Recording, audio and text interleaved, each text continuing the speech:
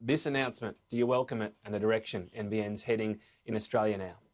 This is a surrender to common sense.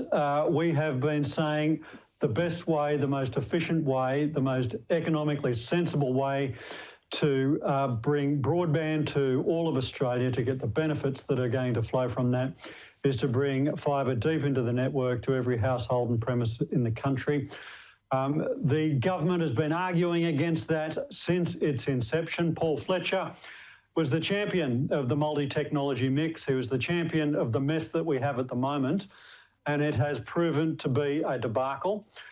We welcome the fact that they've surrendered to common sense, but what they've actually done is adopted a model now which is going to be the most expensive way to bring fibre into the households of every Australian. So far from their original promise to do it quicker, cheaper and better, they've done it slower, more expensively, and left us with a poorer quality network as a result. And we're paying paying the price of that right now. I mean, they obviously saved money overall by changing the rollout. This plan apparently will cost $3.5 billion. It takes the option of people getting fibre to the home, if you like. So the government's saying this is the best option. You get it close. If people want it, they want to pay for the extra speed, they can do that rather than rolling out to every home when still plenty of people don't want this faster, more expensive option. What do you say to that? Look, firstly, they haven't saved money. They've spent more. They originally said that they were going to be able to do the whole thing for $30 billion. They're now at $51 billion and climbing. So the thing about rolling out a telecommunications network, Tom, is the more you do, the better you get. So prices per household connected come down. And the one key metric is the price per household connected. And if you're going to send a truck down a street to connect one house, as opposed to a truck down a street to connect 100 houses, you are going to do it in the most expensive way to get a whole suburb covered and to get business premises covered. So, look, I don't want to sound like sour grapes here. I do want to say we welcome the fact that the government has eventually surrendered to common sense. The consequence of the way they're doing it is it's going to cost more per household to connect than if they'd have kept with the original plan. I want to ask you as well about university research package that could be coming in the budget. It seems it might come just in time to save a lot of jobs in the sector. Probably not in time to save the hundreds and hundreds of jobs that have been lost from universities over the last month. Universities need support. Most of them were cross-subsidising their research functions through the foreign student income.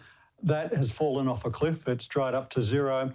So they do need support. Bringing forward the research funding, we will welcome, but it's only pushing the can down the road or pushing the problem down the road. So we need to be looking at how we are going to ensure that a country that aspires to be a smart country is funding our universities to deliver on that outcome.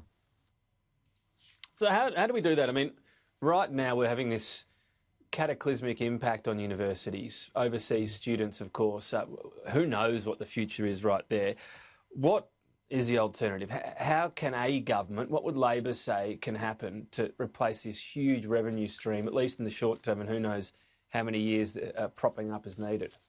Well, some of it's going to have to come from base level funding increases from the Commonwealth.